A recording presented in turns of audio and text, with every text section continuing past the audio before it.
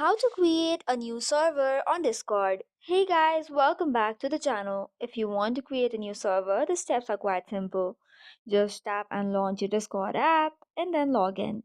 Now from left side panel, tap on the plus icon. You can either create your own customized server or select the template. Tap on the option that you prefer and then you can select me and my friends. Next up, select and write the server name. Then tap on create server. It will take you to next page. You can share the link or invite your friends directly, or you could skip the step and follow it afterwards as well. Now that your server has been set up, you can invite your friends, upload the server icon, send your first messages to your friends, add channels, and then you can add and invite more friends as well. Additionally, you can also set up different kinds of channels and events of your choice. So this is all for today's video. For more such contents, do not forget to hit the like and subscribe button. Thank you and keep watching.